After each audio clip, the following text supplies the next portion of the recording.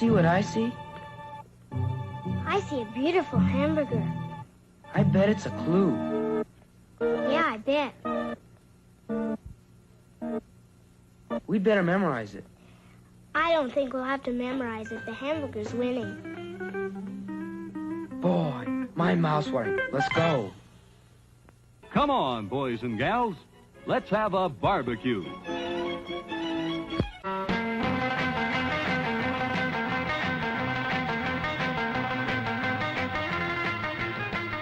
Sunday, Sunday, Sunday!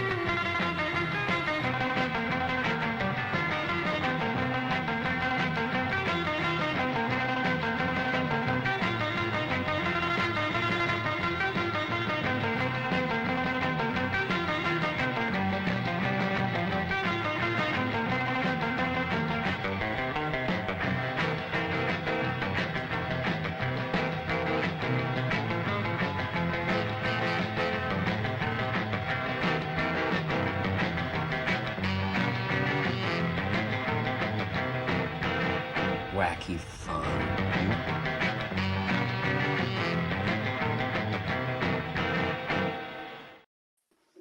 Hey, everybody's here, the whole gang.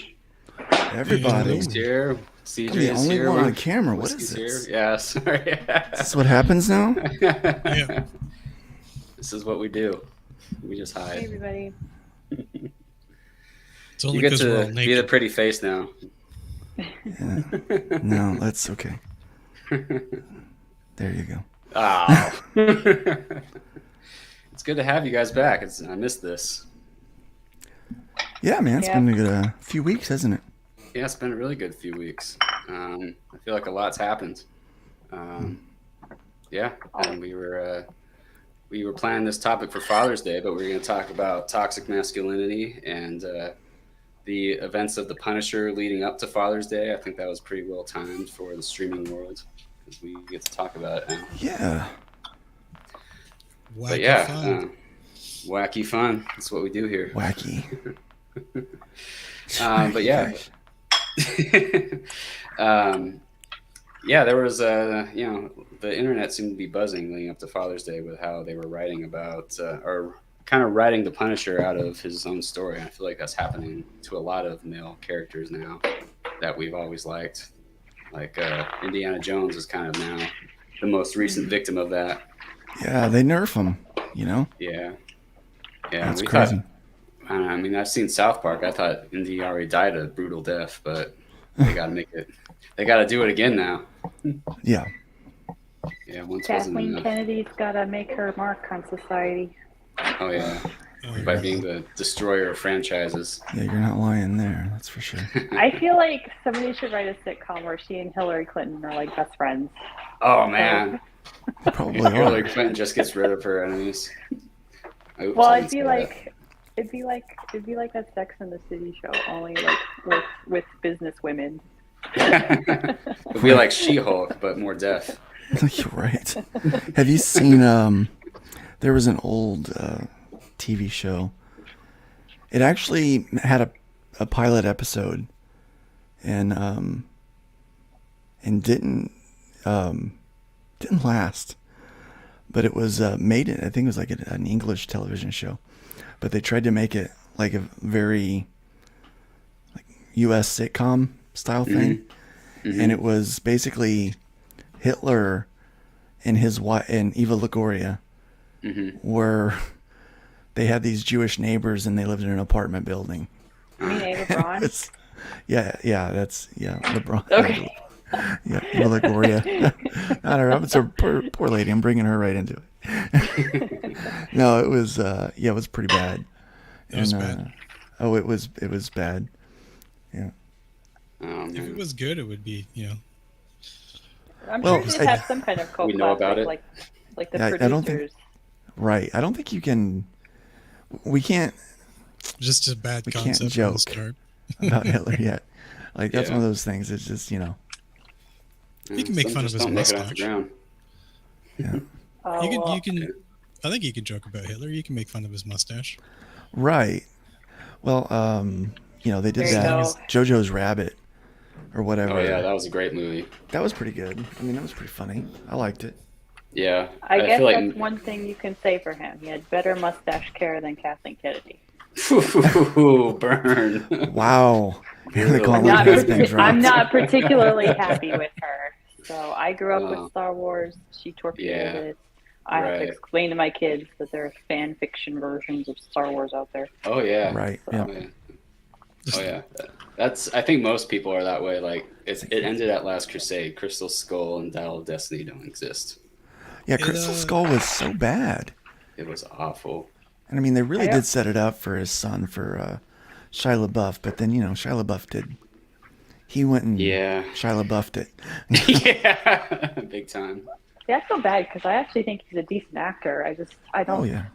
I don't think he's well. Yeah, exactly. That's how I feel about him too. A lot of actors aren't well, but his is definitely more pronounced. I saw a meme they took like a Chris Pratt and superimposed his picture over Indiana.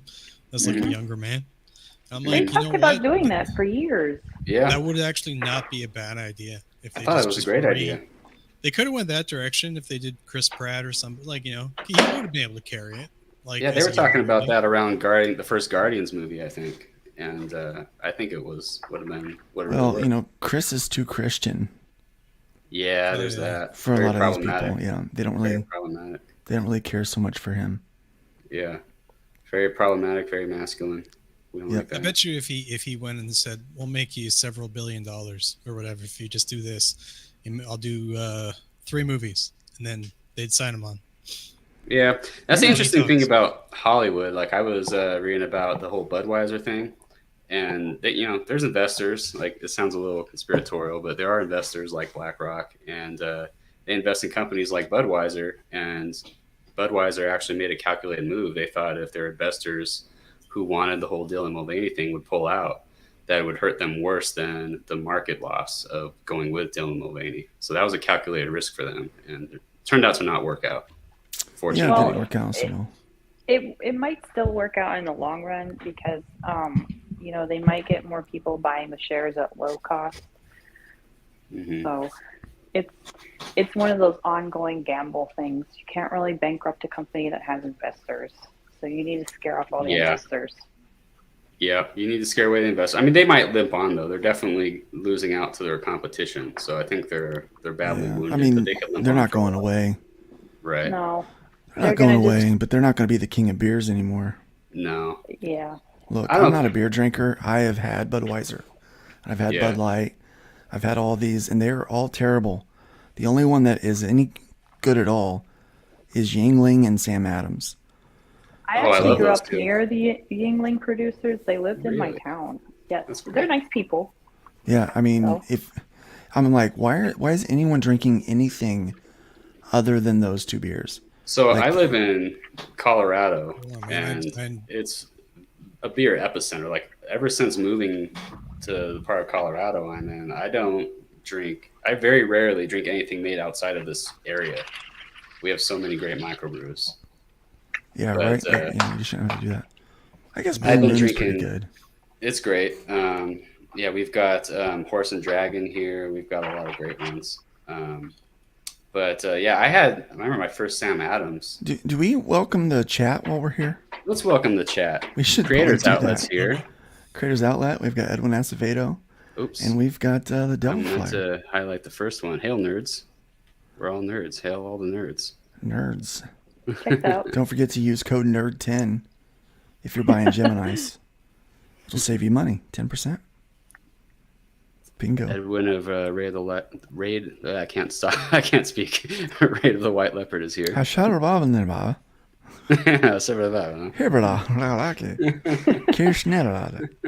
to move the Sims around now. Were you guys drinking before the stream? Devil Flyer Hail. Light them up. No, I don't drink really. Alcoholism runs in my family, and so I like it a little too much. So I stay away from it. I do occasionally have some moonshine. I'm not really a beer guy. I'm more of a liquor guy. So a little moonshine. In fact, I'll do a little moonshine and like Dr. Pepper and Coke or something like that. Put a little in my coffee at night. before bed. Hail Dr. Ben. Yeah. I don't Ben's drink in at the all house. because I Moonshine's don't like good. anything. I like to drink Oh. Radlers, like a grapefruit Radler. Nice hot summer day, frosty cold grapefruit Radler. Just it's like sometimes you just like the flavor of beer. You want to get slightly buzzed, but you don't want to get like completely done in. Yeah. And, Yeah. you can drink like 4 of those and enjoy the beers. Yeah. And you have another one, but you're not going to get I've anywhere had Guinness. close I to- don't like it. Yeah. Don't Oh, like really? You it. don't like Guinness? I love It's too. Guinness. It's too Great choice. hoppy. It's too hoppy. hoppy? I like them. I like the more of like the molasses flavor. I like a lager. Like that's my. Okay. Lagers are great. That's kind of my. Yeah, that's my. Ale. Yeah. That's kind of my.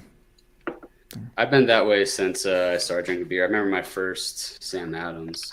I got converted pretty young. I was 17 at a house party, and I had a Sam Adams, and it was all everything else was Budweiser and Coors.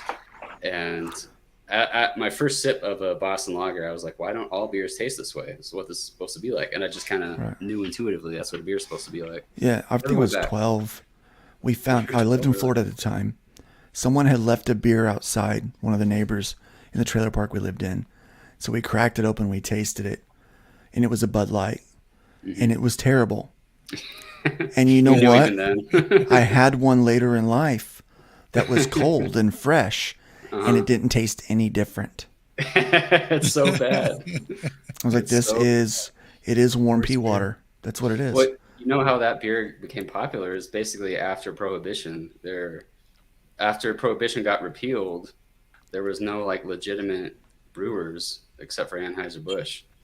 They Yeah. were like one of the only ones standing that could distribute widely, and that's how they got so popular. Imagine that. That's why with Coors, Coors, like that's what the whole thing was with Smokey and the Bandit. That's what that was about, because they wanted Coors Light for their party because it was better than Budweiser, That's so funny. and I remember they couldn't sell it Yeah. that side of in that area. Yeah, So my they had to go get dad's it. my dad's generation, they would road trip east of the Rockies, and they would bring Coors to barter with. Yeah. Just cases of it if they needed Because anything. it's so much better. Right. Isn't that funny? But all these things go. We watched that first season of Ted Lasso. I don't know if you've heard Yeah, of I this watched show, but so here's a guy who's everyone kind of sells him short because he's nice and He's polite. nice, and he comes from the American football world, and he's Yeah, coaching he's nice. He's soccer polite. in the Premier League. He's obviously got values and stuff. But I like that he's not unmasculine. Like he's still very masculine. He still does the white knight thing in there, and he does those kind of. He's still masculine. But they show these footballers, and there's tons of masculine figures in there. It was almost refreshing to see that they didn't shy away from masculinity at all, but they kind of leaned into it because that's who they are, right? That's nice about Ted Lasso, because you can't not love the guy because he's such a kind-hearted guy. Yeah.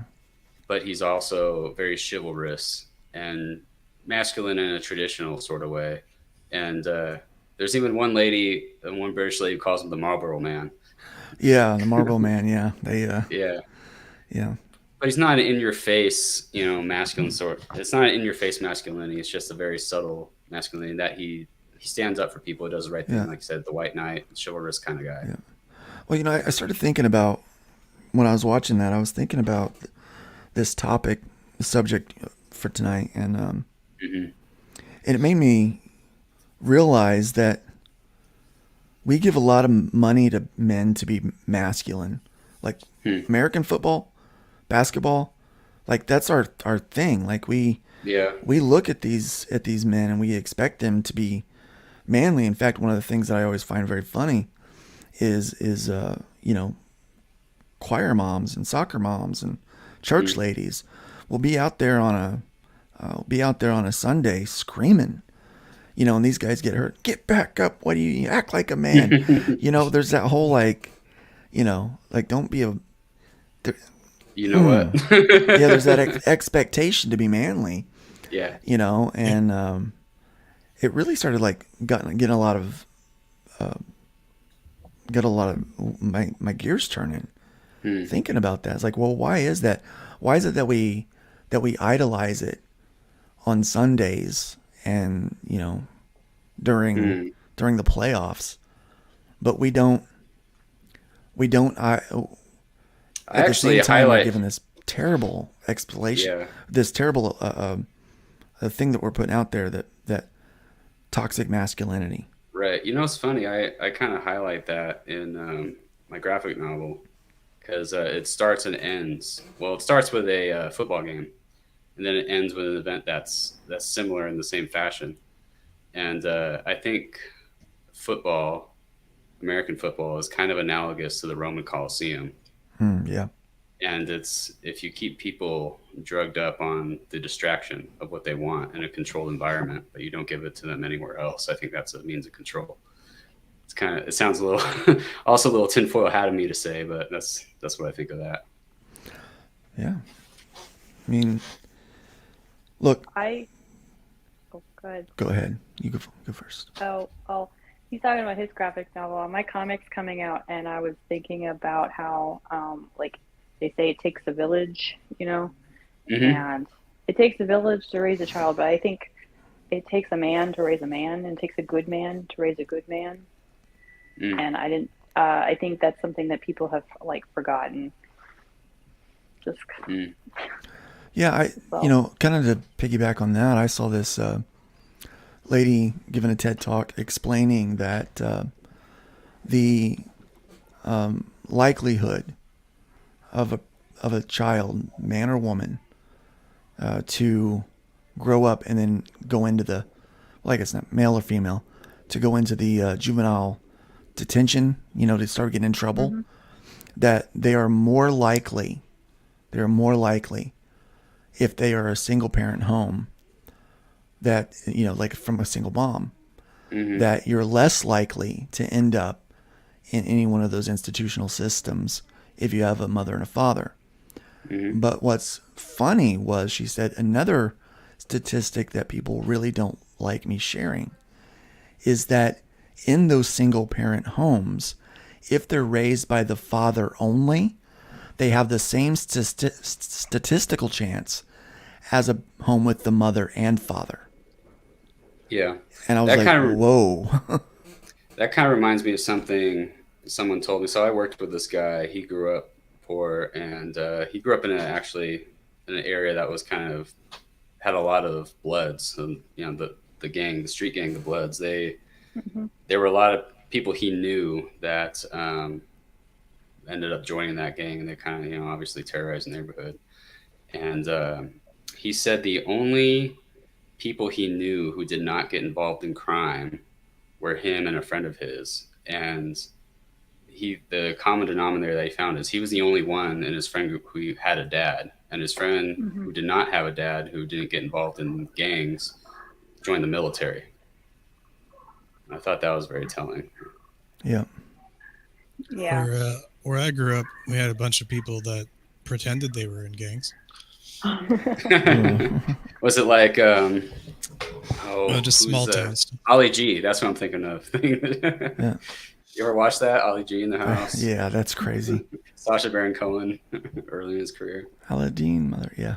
I'll say I know the statistics for women who grow up with fathers is much better than women who don't grow up with fathers.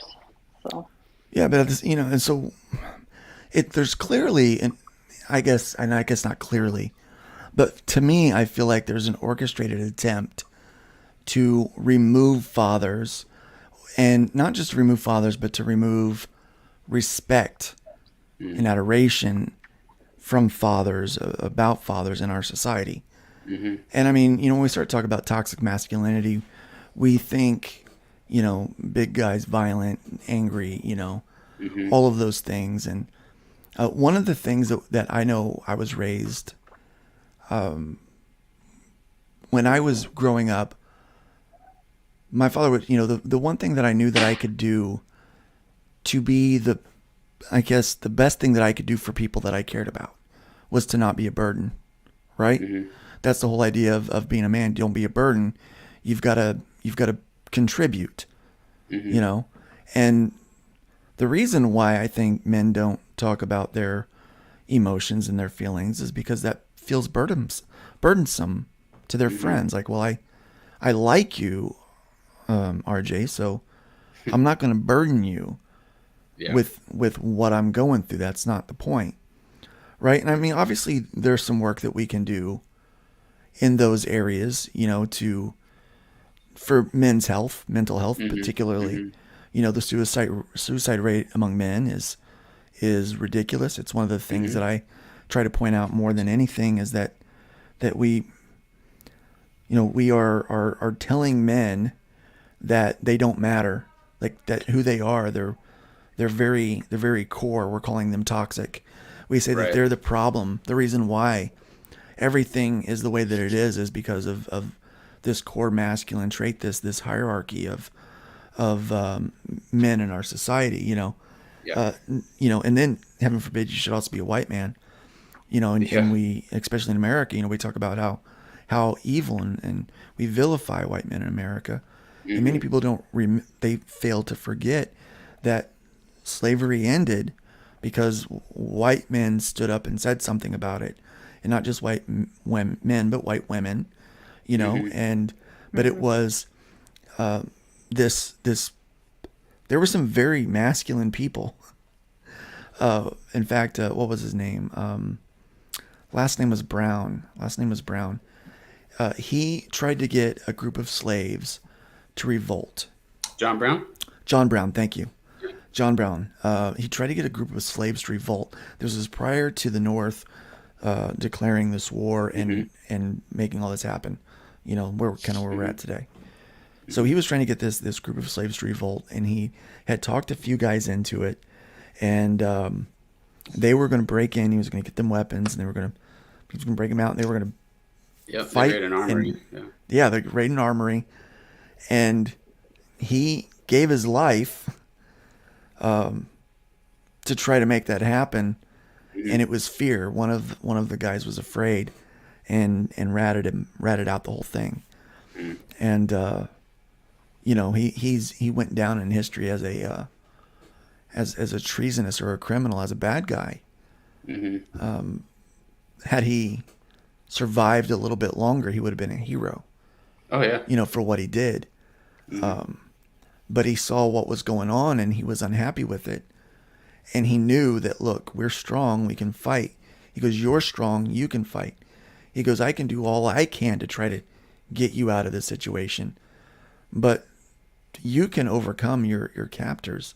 Like he really tried to encourage them to fight for themselves in their war against slavery that was going on. You know, kind of like you see some guys today that really try to fight for women. They're like, look, I'm going to do everything I can for you, but you've got to stand up and say no more, you know, with this stuff. And if we're going to talk about toxic masculinity, let's talk about toxic feminism. Yeah.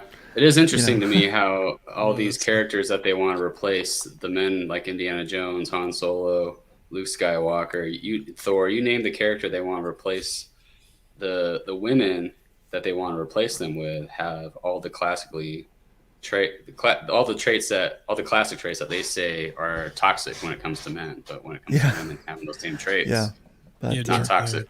So we're just going to start writing a script here for CJ, and she can just do and say everything that we would do, and they will be fine with it. They will be absolutely fine with it.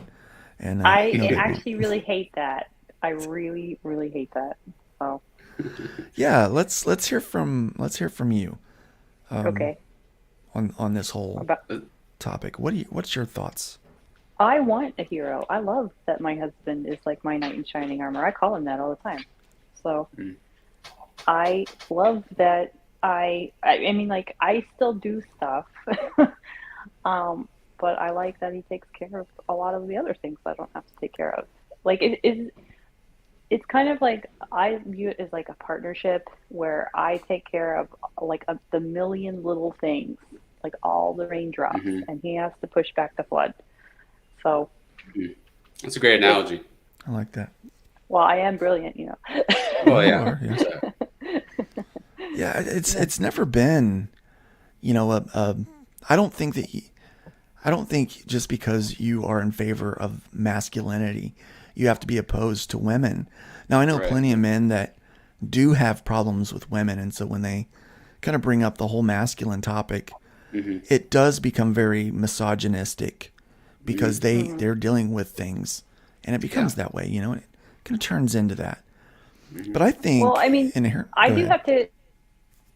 I do temper myself because, like, I know women who have terrible experiences with men. You know, just because I go to church all the time, I know women who have had their lives destroyed by their drinking alcoholic husbands who beat them. I know women who have lost all their livelihood savings because of their husbands' gambling addictions and problems. I mean, like, I know that there are bad men out there. Oh, yeah. Like, I know there are good men out there, and that's the whole thing about like you cannot just be a certain shade of skin color and this equals good. And just because you have an XY or an XX chromosome does not mean that you are good. I really, on some level, I think it's ironic that the Russians are kind of at war right now, because it was Dostoevsky that said, like, the line between good and evil runs through every human heart. And I'm like, this is so, the world needs Russian literature at this time. Right. I mean, there's so much irony right now in our world, isn't there? It's Yes. Well, I mean, I was like, I've listened to Jordan Peterson talk about masculine stuff, and I've noticed that, like, certain people are talking about him still, like Andrew Tate is talking about him. So, and I have one specific problem with Jordan Peterson. okay. I just want to go up to one of his talks and be like, I made you this lovely cake here. Like, I would like to have an actual cake there. And be like, can you tell me what kind of cake this is? And it would say happy birthday on it, and it would have candles, and it would cut frosting, sprinkles. It would look nice. And I would be like, can you tell me what kind of cake this is? And I have according to everything else that he said, like, he would not like a decent amount of certainty or 100% certainty that it was a birthday cake. And I feel like this is his biggest, most glaring problem. And most people don't see it because they're just in awe of him saying these, like, simple things. Definitely true, and it's like he's missing the forest for the trees. And it's like this birthday cake, birthday cake, Jordan Peterson. It's birthday cake. That's funny. Yeah, when the conversation gets kind of, when the conversation gets kind of like simple and silly, people end up, people who say the simple things that are true, get a lot of spotlight for those things, even though they could say other things that are kind of off. I like that you said that, they're like in awe of him saying these simple things. Isn't that part of the problem, that these are simple things that we've taken for granted for a long time, and now these simple thoughts, it seems controversial first, and then it seems profound on the other hand, that someone would actually say or think or feel these things when this was all common not too long ago. I mean, even in the 90s, they had Battle of the Sexes, and they knew women gymnasts over here, male gymnasts over here, Yeah. Yes. And one wasn't necessarily better than the other. They were different. Right. Men are built different than women. And there's a reason why we don't compete. There's a reason why I grew up and I was told, even if she punches you right in the nose, you do not hit her. You're stronger than her. You're built different than her. Her hit on you is not the same as you hitting her. That's not the same. If you want to disarm a woman, all you have to do is tell her she's ugly. So, yeah. Oh, I thought you punched stronger because you've been eating too many devil dog cakes lately. Ouch. Women respond better to psychological torture. That's why, or that's what we do. We're good that's at what they do to each other. Manipulating people. Yeah. So that's why Ursula, like if you talk about female monsters and stuff, she's probably the most recent one that's kind of had a remake and stuff. And that's in the original Disney movie when she says, "Don't forget body language." she's taking a female truth and giving it in excess. Okay, because you can have virtues and vices vices tend to be either the excess of a virtue or the there's not enough of it. So like you can have too much self-control sometimes versus you don't have enough to self-control. And then right in the middle is your virtue of I know when to attack someone. Let me say hi to the chat for a second here. We got someone going up to the mountains. Listen to us. That's pretty cool. Praise God in the mountains. Why listen to us while you can, while you got reception. Appreciate it. Yeah. Praise God indeed. Yeah. What's up, Sketchbook? And we got T-Bunny joining us. Howdy, Toxic Avengers. Welcome. So earlier we were talking about football, and we were talking about toxic masculinity, and we're talking about violence and men being able to overpower women. All this topic reminds me of when we used to have back historically in like the 1700, we used to have things like chivalry and codes of honor, and a lot of that stuff has gone out of fashion. But back in the day, they used to have these war games and sporting, and basically men facing off against men, and that's where jousting and things like that were developed over time. And men would die in these games, right? They'd be extremely physically difficult. They'd bash each other in their head with swords. There'd be representations of actual like battles.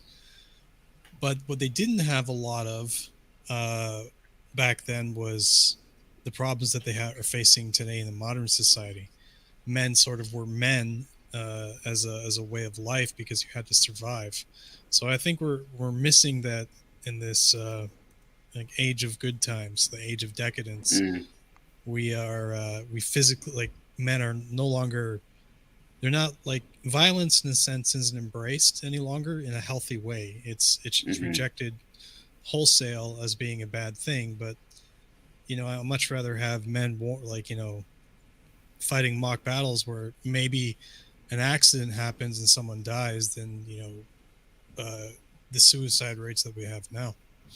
Yeah, I think the closest thing we have to that would be like mixed martial arts or boxing. Yeah, I was gonna say, like a lot of the, so like in my comic, I have like a mentor, like a male mentor for my character from each like, so like mind, body, soul, heart, and all that. And because yes, I believe what I write. Good men need good men to like raise them, and his like body, like physical development mentor is his sensei. So yeah, karate guy. Woohoo. I love Karate Kid, by the way. That's one of the best. And Cobra Kai.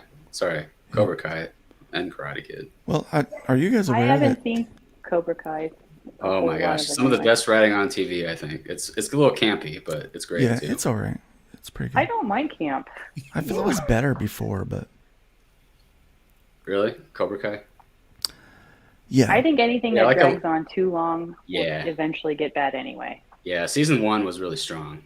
It's hard to top. yep. Yeah. Like Well, my Seems to be meandering a mock bit battles. towards the end.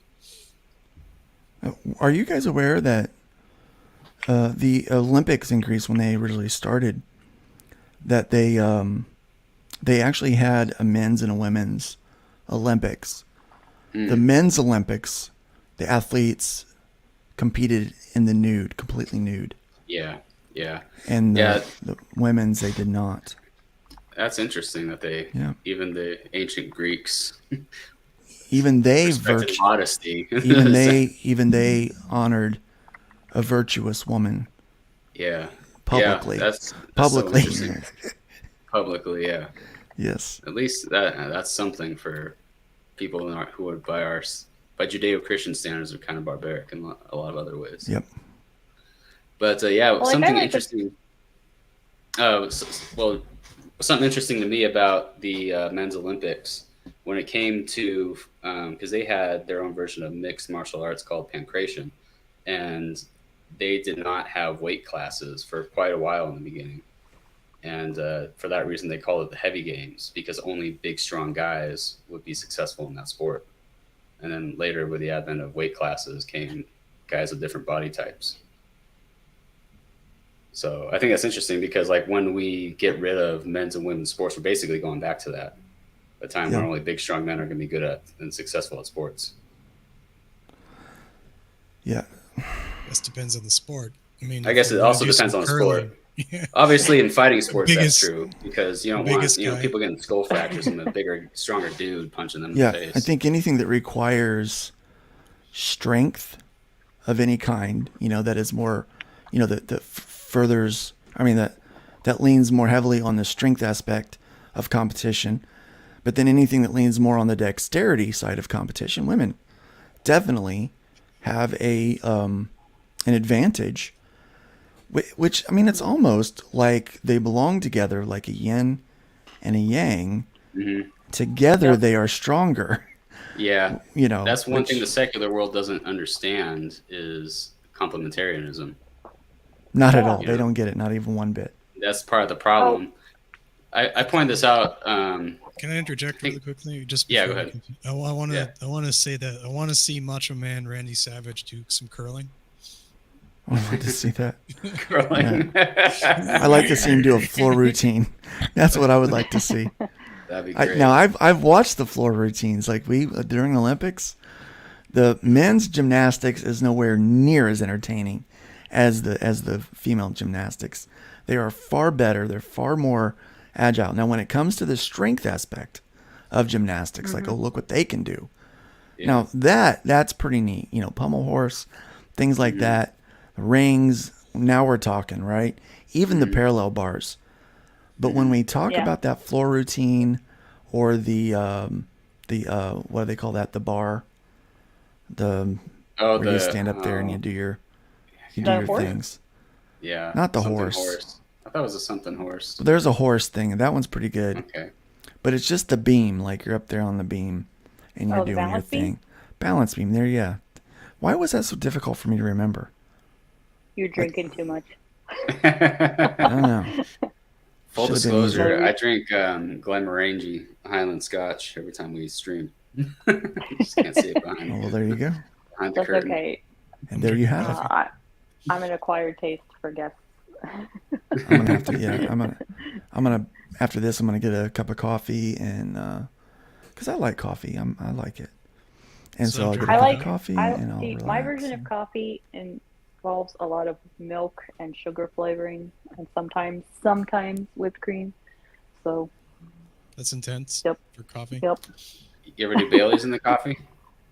No. Yeah. Oh, it's great.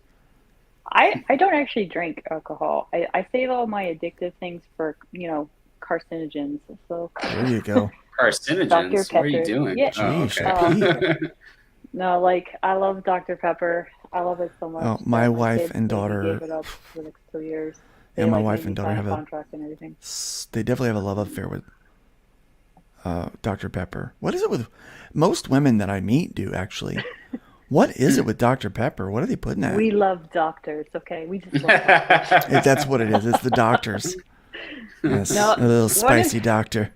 One of my favorite Jordan Peterson clips is where he talks about the 5 idealized fantasy men for women. I'm a writer, so this is like research. And I was laughing. How close was he?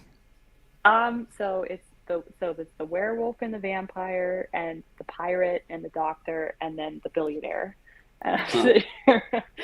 He's big on archetypes. Well, archetypes are part of writing. Yeah, they are. And they're useful. Sure. Yeah, they are. And I mean, it's kind of like stereotypes. A stereotype is a stereotype because it's a stereotype, right? Archetypes are very similar, I think, in that respect. Well, they are related in that, like, archetypes are the universal sort of kind of like the most generic way of saying this sort of thing.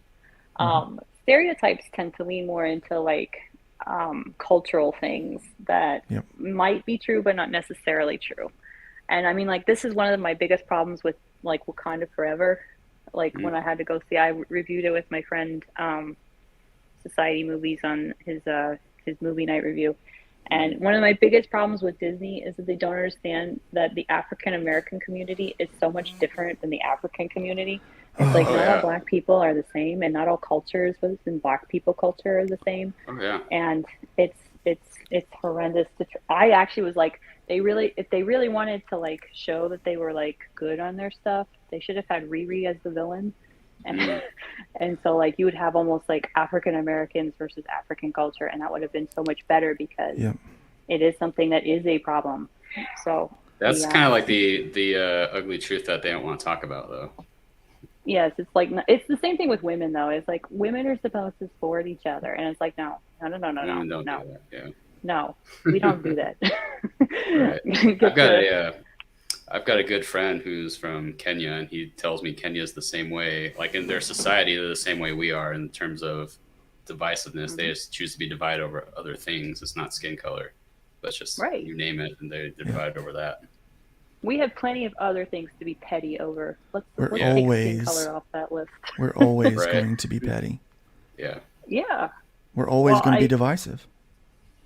We can't help ourselves. Yep. Yes. It's our human nature. It's part of that sin. Part of that sin one of the reasons, one of my own personal, like this is like not my I'm not proud of myself for this, but this is what I do, is like, I have to ask myself if I'm genuinely happy for this person. If they get something, especially if it's a woman, it's like, can I be genuinely happy for this lady and not want what she has at the same time? That's how you know you're friends with somebody, is that you can be genuinely happy for them, genuinely supportive, and not feel like you've been slighted by God or the universe in the process. Yeah. And that's the only way you know you're actually friends with somebody. It's even hard to do in all circumstances.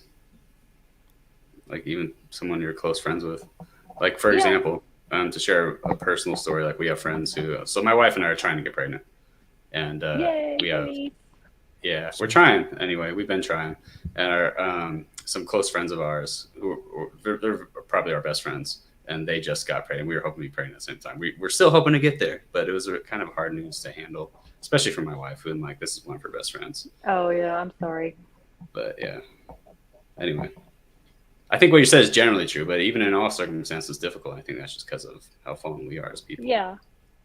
Well, and that is something that's like intensely personal too. Like there's sometimes that like you can't. There's only so much you can do. That's true. To ensure your success. So like with when I think of like my big problem sometimes is that like, oh, so and so's written another book, and I mean like people look at me and they're like, you've had like 5 books out this year. Shut up. And I'm like, it's not enough. I'm not the best. I'm not number one. I need to be number one. And it's like, so it's, I mean, but it's like all at the same time, it's like you could write another book while you're scrolling through Twitter here. And it's like, oh, okay.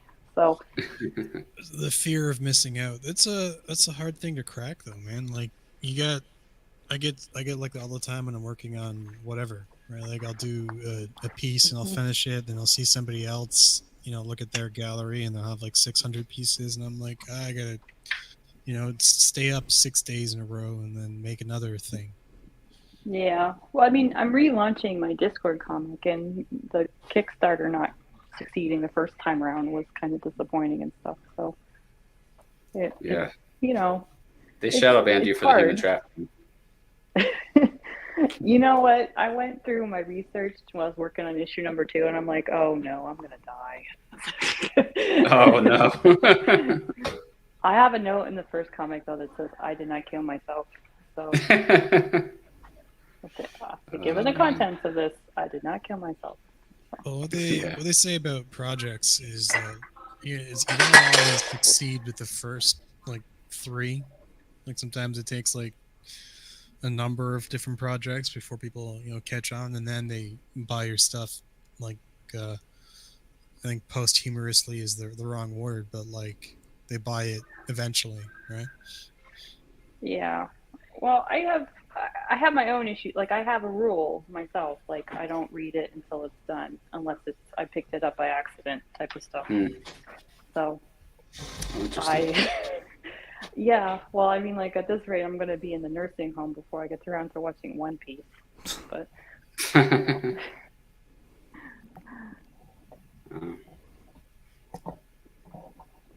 It's Rabbit Hole's ESG score went down. Yeah, it happens. hey, you know, I'm on the panel, so you know, at least they got that boost. So.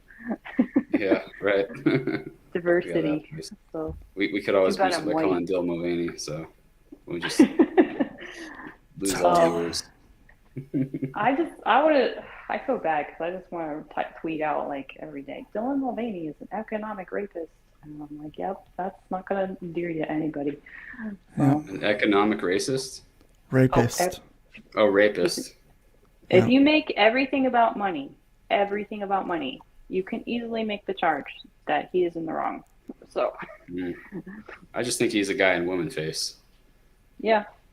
I can't tell you how many He's a times weirdo. people are like, drag is an art. And I'm like, well, blackface was too. So, Yeah, right. We just Yep. trade one for another. oh, well, I mean, like it's just bad. I mean, like, I've joked about Brie Larson would become popular overnight if she would just do furry yoga instead of just Ooh. regular yoga on her channel. And I'm like, don't give these people But you're ideas. not Right, wrong. don't give them ideas. They just don't do that. Well, I actually read an article that said that there was a rise in evangelicals in the furry community, and I'm like, yes, Ooh. that's what would win them over. Yeah. Christian gets and starts doing a yoga channel. Yep. There's literally I furries in would every say- community.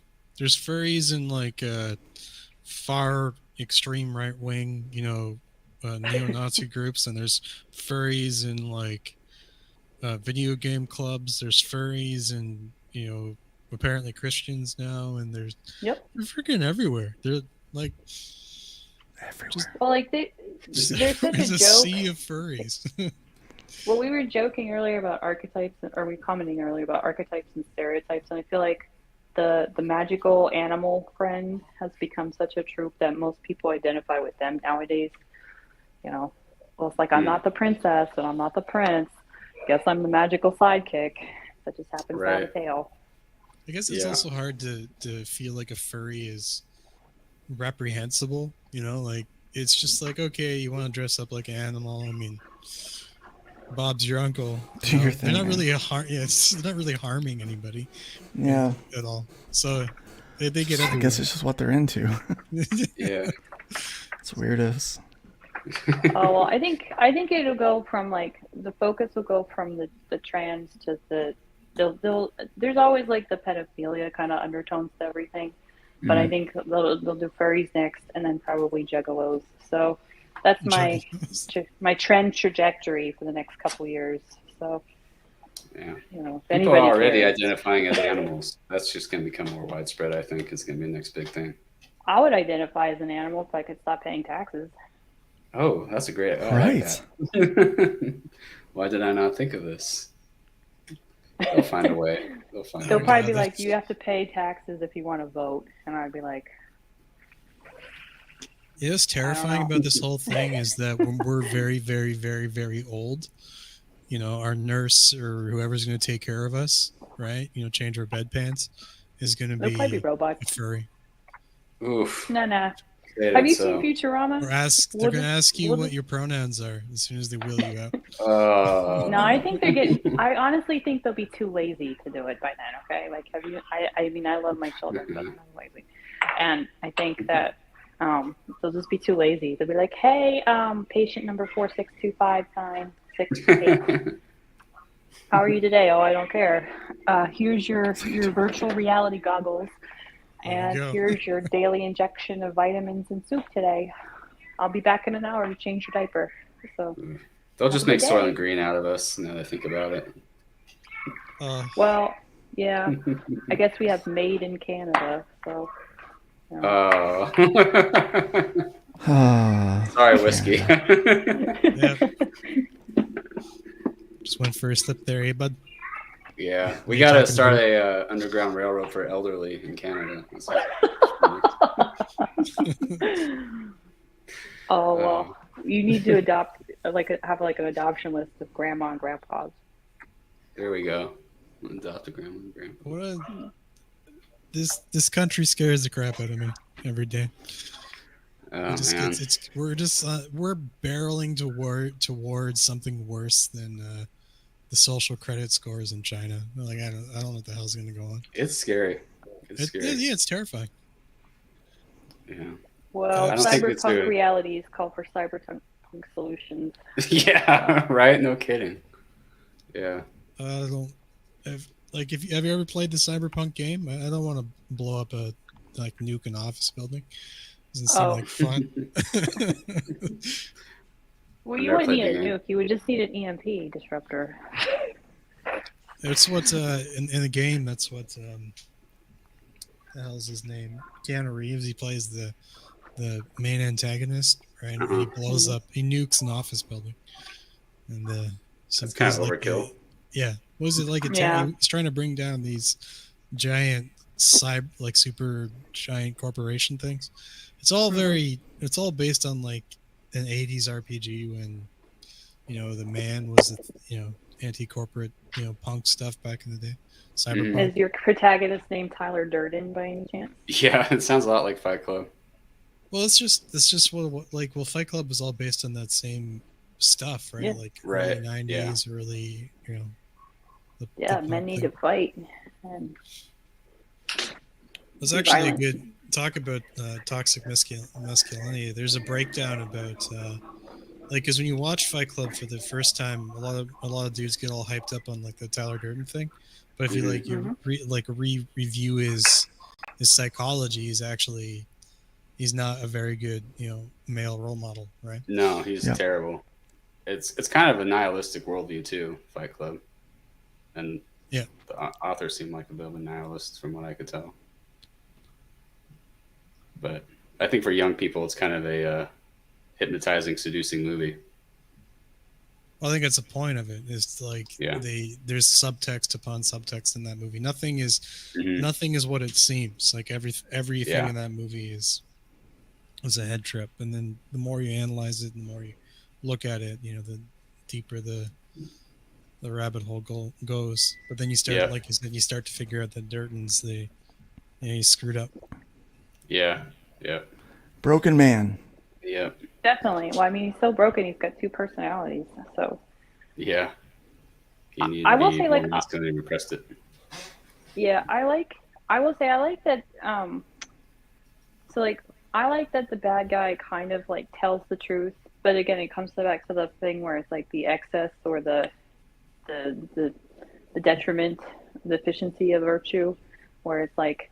He tells the truth. It's like men should be masculine, and he shouldn't have this day job where he's basically this wimp, this beta gamma sort of male all day long, and he should be doing things to like further his own kingdom, or in our case, like we further the kingdom. So, and but then he just takes it to this extreme where it's like, I need an out, and then it's like we need to do something, and then it gets out of control. So. Yeah, I think it's interesting at the end, all the guys end up sacrificing themselves for something. And I think that also says something about masculinity, that men really, I think, have an innate need to stand for something. Yeah. And they just didn't know what to stand for. They're all misguided men in that movie. Well, earlier we were talking about like football games and as a sort of an acceptable, version of violent masculinity. Like we talked about earlier about like war games and things like that. Historically, but during those same times, like 16th, 17th, 14th century, war used to be treated the same way that football was. Yeah, it was. Right? It was pretty much like your whole town and your whole, supported... They'd have Sunday picnics, man. Yeah, yeah. Of course, war was a little different back then. They lined up. They both lined up and just took shots at each other. But the same sort of fanfare that went into football was also present. War was horrific, but to the victor goes the spoils. But they also had the same sort of like ridiculous costumes, if you could see, the canopy and like a lot of the same mentality goes on. War, like football, in a sense, is in many ways just a battle taking place with like an Oh objective. yeah, it's totally a battlefield, and it's a metaphor for battle. Look at the football field; it's very much like a battlefield. You're just taking different parts of a battlefield, advancing toward a goal. Yeah, very metaphoric for battle. Mm-hmm. Well, we're running short on time. I think before we go, we should just talk about what's kind of new stuff we're working on. CJ, you kind of mentioned you're launching Discord on Fun My Comic. Yep. So I'm going to be bothering you a lot, Luke, in the next Yeah, few that's weeks. all right. That's what I'm here for. That's good. Yes, I got issue number 2 done, and I'm excited about it. So I did add the love interest in number 2, so I'm excited. So I like Nice. I like stuff. I like men and women stuff, and it's fun when I get to talk Men about and women complimenting each other? Yeah. It's madness. Oh, I What love are you it. thinking? What are you thinking? I know, I'm just a rebel. A regressive rebel. Rebel scum. Well, I'll take it. Yeah, it's a compliment. So it's an older insult, but it checks out, right? Right? Checks There out. you go. Perfect. Well played. I like that. It checks out. Whiskey, what are you up to these days? I've been working on a comic book recently and doing the layouts and stuff for that. I'm just Nice. gonna throw it up on the screen here in a second once I figure it out. Okay. Just take a second.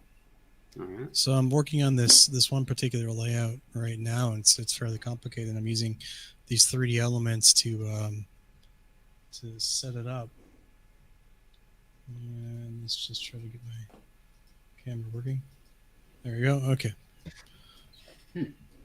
So I'm using these this like scene here for these for a page in the comic book. I'm going to be these I guess maquettes are being posed for to make the panels different things.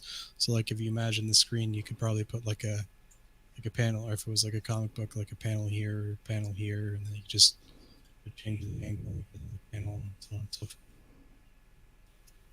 Nice. Men at War. Very toxically masculine. I love it. Yeah, it's really Well, cool. This particular I like comic the- is about kind of necromancers and stuff like that, and talking about toxic masculinity. The whole concept Yeah. of the comic book is itself is a like an expansionistic necromantic empire. One of the I guess a captain that's serving in the empire is basically tasked with the goal of saving the universe, and he's like the worst person that ever possibly could you could imagine to do that, right? So he's reluctant hero to say the least. So interesting concept, lots of zombies, and like I said, this is one of the scenes is we're using 3D elements to help facilitate like panels and layouts and stuff.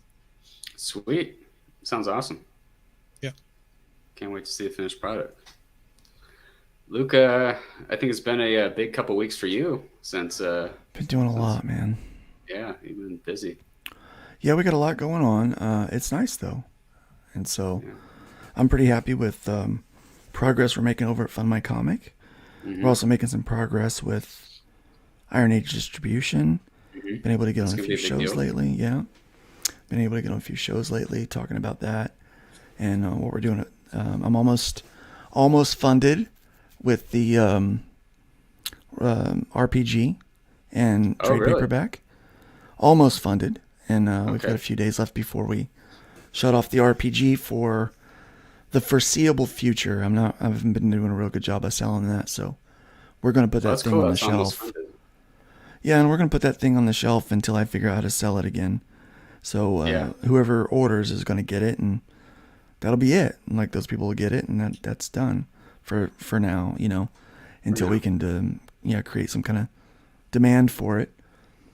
So that's everything's going well with that. I've been pretty busy with my art stuff, doing art for other people, trying to get some other stuff done for myself, and it's been nice. And I'll be honest here, I'll say this. I don't believe in toxic masculinity. I just believe in toxic personalities. There's definitely that. Yeah. Well, I think that's a good way of putting it too. Well, they're the crabs in the crab bucket. Yes. Some of those personalities are toxic, and they use their masculinity to be worse than they should be. Mm-hmm. You know, and some people use their femininity to be worse than they should be. Mm-hmm. Yep. Cough, Kathleen Kennedy, cough. Kathleen Kennedy. Yeah. Yep. I'm definitely gonna be making a video about all that. Just writing the masculine characters out, their own stories, like the Mandalorian, Indiana Jones, everything. You see it everywhere now. Yep. Yeah. Got to get rid of them, guys. You don't understand. Yeah. I Get rid of honestly, them.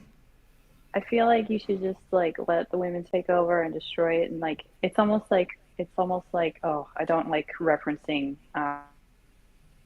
Rand's work, but it's almost like Atlas Shrugged, where you have to build your own secret separate society and just go off and do your normal stuff while everything else goes to the crapper. Just let it burn, my I friends. really hate referencing. Well, I mean, like people, like even as a conservative, like people are like, you don't like Atlas Shrugged, and I'm like, no, it's awful. Yeah, she You don't didn't to like have. everything. I mean, she was an atheist, so she didn't really share our values. No, and I get confused as to why people are like, we should read this book, and I'm like, no. How about no? No, let me sum it up for you. Don't Well, people rely on the right people have- or government to do you any favors. Yeah. Done. People on the right have gone so secular, and come to think it's all just about small government and capitalism, and there's more to it than that. Yeah. I There's get some foundational I get values that. there. You know, like when you they crisscross, but like to be a Christian, you have a complete redo of your your foundational work, and I think that's hard for a lot of people moving over to kind of deal with. So just from what I've seen personally, so Yeah, we need more Christian writers, I think. well, if we don't do the writing, somebody else will, and I mean they're already doing it anyway. So every time I go into the bookstore down here, that Wicca and astrology stuff gets bigger, and I'm just like, who's buying this? You'd be A lot of surprised. hippies where I live. Yeah, I believe it. Yeah, I mean it's unfortunate, but it's growing. Yeah. Well, I think I saw a woman wearing the Craft movie from 1996. I saw her wearing it the other day in public. Some obscure reference. In daylight. And I'm like, well, I guess it is about time for the 30-year cycle for that one. Oof, yeah. That one's an old IP So- for sure. Yeah. Yeah. But I mean, even in the world of literature, it's become a big kind of talking point because we've had superheroes, and then there's like a side genre. Women love paranormal romance, and then Yeah, what's with that? Is that an archetype? Yeah, The help us werewolf understand that one vampire? for a second. I use it in some of my books, so Ah. I know. What is the appeal? I don't get it. It's just the appeal is that you have more power and stuff can go wrong more. So Oh, okay. I guess the stakes Alright. are higher. There is a Because they comedian. know I it's think, bigger stakes, right? think- I can I like big speculate. steaks. I can speculate as to why it's not Steaks, popular. yes. You find a lot of, I guess, a lot of female written stuff has existentialism, and they explore existentialism a lot in a lot of female stuff. Are written. I like things. existentialism for what it's worth. So I love Kierkegaard. magic, and basically you can just go buck wild with the existentialism. And That's true. My fiance, she watches a lot of stuff just like that, with magic and fantasy or whatever in it, and I'm just trying to follow the plot, and I'm like, I don't know what the hell's going on. This guy- not to like plug myself too much, but I will. So in my one series, I have colored magic as like a thing, and it's supposed to show you the different, like the clash of the masculine and the femininity, and the kind of like the opposing sort of ends that people become when they have specific personality traits. So it's an allegory for that kind of stuff. And Yeah. it is very complementarianism in the sense that like you have to learn how to, if you have somebody with opposing personalities. And so like at the heart of my romance series, it's like there's a boy with white magic and a girl with black magic. How do they get along? Especially when like on top of hers, like she has a curse that she'll kill everybody that she loves. So it's interesting That to makes deal sense. with that kind of. That's it. Yeah, Yeah. it's an existentialist sort of problem Is where it you romance? have Is to it a work around romance it. novel? Is that Yeah. that's spell? Okay. Yeah, It it's all like makes got sense. steam. now. Yes, it's a steampunk fantasy set in I get it. 1880s London with Chinese immigration stuff. So I love history. I don't care what people say about it. I love that they're like her whole family is like Chinese except for her and her father, because her mother married a wealthy Englishman, and it's just fun. It's fun that you can talk about how you're dishonoring our family and also you pay all the bills. So give us all your money. You And had talk Ronan at about, like, steampunk. oh, well, hey, if you're up for illustrating some of it, I will send you the book. I'm working on book 2 after I'm done with Discord, so I'm looking There we forward to go. going back into that and dealing with it. It's really mushy Nice. stuff, but my villain in it is perfect because it's a professor of their magic school, and I just love the idea that he gives this really great speech that I could have said myself when I was teaching, and it's perfect. So. If I write myself into my work, it's usually in the villain. Nice. It's Well, funny we are 'cause- running. All right, sorry. Go ahead, whiskey. I was saying it's funny because it's I know we're running a bit late, but the way you're perceiving like magical universes and stuff is like the polar opposite of what I got going on. Like, you know, I do have some steampunk elements to my stuff, but it's more just skyships. It's more magical oriented. But like I'm building a universe with like necromantic zombies where like, you know, they kills the guy and then turns his like organs into a chest buster so that can go and attack something else, you know, like Oh, completely different, like from like, you know, the Tuesday night for me, man. yeah, all right. Well, we are running short on time. Let's talk about this stuff some other time because it sounds super interesting. Yeah. But Okay, my book is called One Flew Through the Dragon Heart. And Ooh, I like he's an that. engineer. Yeah, so he's like, her family's trying to build this mechanical dragon body. And like, there's a whole big reason for it and stuff. And it's awesome. So, but yeah, go buy it. It's wonderful. So, yeah, we'll have to check that out. All right, to be continued. I think we should start off here next week. And I too would like a mechanical dragon body. that's a great Oh, idea. well, I thought it was brilliant when I did it, and I love it. And the second one, they're like, they're still working on it a little bit, so it's interesting.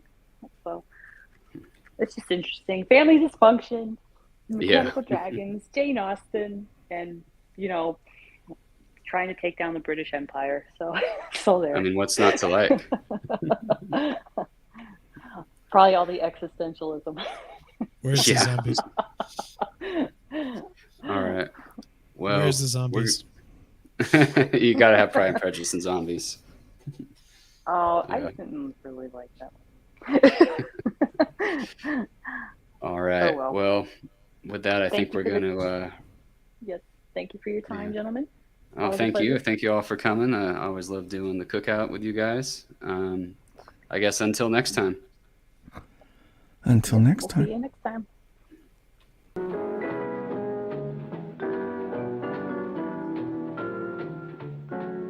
Even the appetizing process of broiling the hamburgers is fun and promotes friendship and good fellowship.